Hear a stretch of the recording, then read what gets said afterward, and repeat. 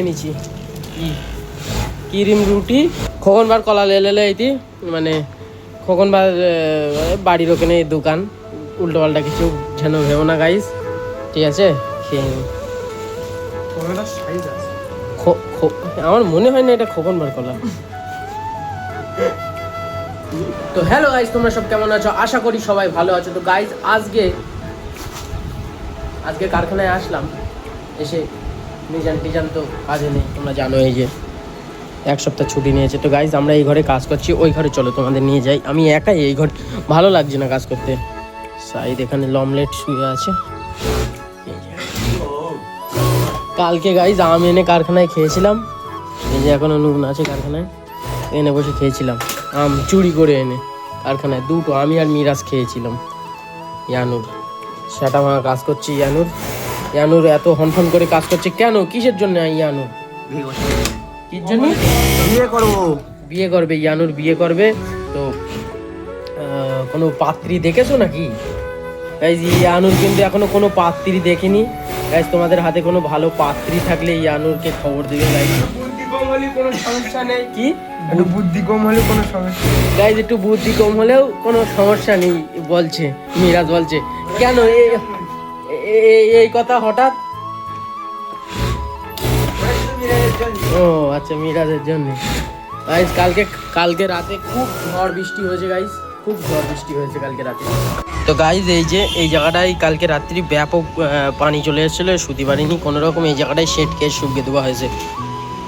এই যে গাইজ শুয়ে আছে। আর তোমরা জানো গাইজ আমি দুদিন ভিডিও বানাইনি। কি করে বানাবো গাইজ? তোমরা একটু সাপোর্ট করছো না, লাইক করছো না, সাবস্ক্রাইব করছো না গাইজ, খুব খারাপ লাগছে গাইজ। প্লিজ সাবস্ক্রাইব করো। এই ভিডিওটায় 50টা লাইকের টার্গেট আছে গাইজ, তোমরা পূরণ করে দাও প্লিজ গাইজ। 50টা লাইক করে দাও গাইজ। এটা কি আমি ঠিক দেখছি? কারখানায় কে এন্ট্রি নিল? এটা কি মিজান ভাই? না না, এটা হতে পারে না, এটা হতে পারে না। কি করে আসলো মিজান ভাই? গাইজ 2-3 দিন পর আজকে মিজান ভাই কারখানায় এসেছে। মাল নেই। এই যে মিজান ভাই বলছে সোমবার থেকে কাজে আসবে।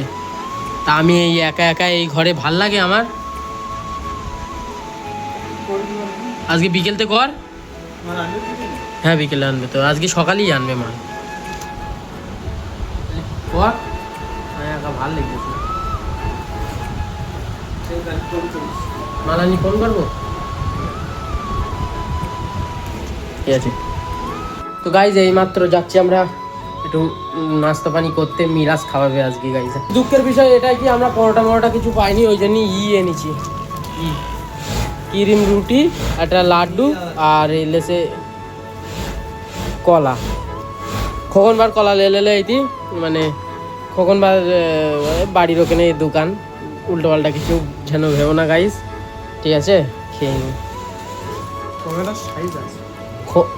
আমার মনে হয় না এটা খোকনবার কলা। আর গাইজ তোমরা ভাবছো এই জায়গাটায় এত ভিড় কেন? তো গাইজ এখানে ভিড় হবার কারণ আছে, কারণ এই জায়গাটায় মেশিন দিয়ে ধান কাটা হচ্ছে গাইজ।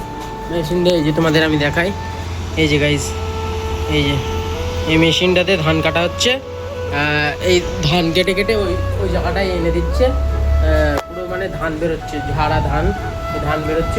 ওই ধান ওড়ালে বস্তা করে বাড়ি চলে যাচ্ছে। এই মাঠ থেকে কাটতে যাচ্ছে, ওই এখন কাটতে যাচ্ছে মাঠ থেকে, কেটে ওই জায়গাটায় ঢেলে দিচ্ছে এনে ওই জায়গাটায়। আর ওখান থেকে লোকরা সব ভরে নিয়ে চলে যাচ্ছে এই বস্তায় করে। গাইজ এখন আমি বাড়ি এসে খাওয়া দাওয়া করে গাটা ধুয়ে যাব কারখানায়।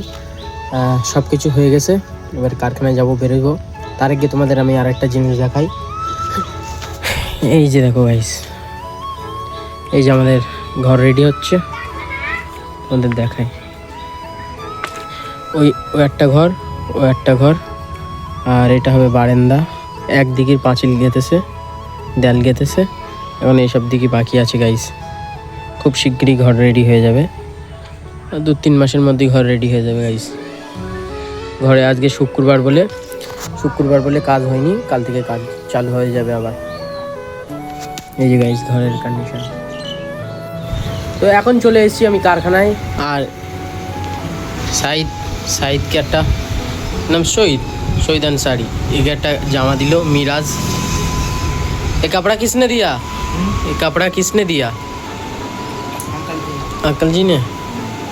अच्छे लग रहे हो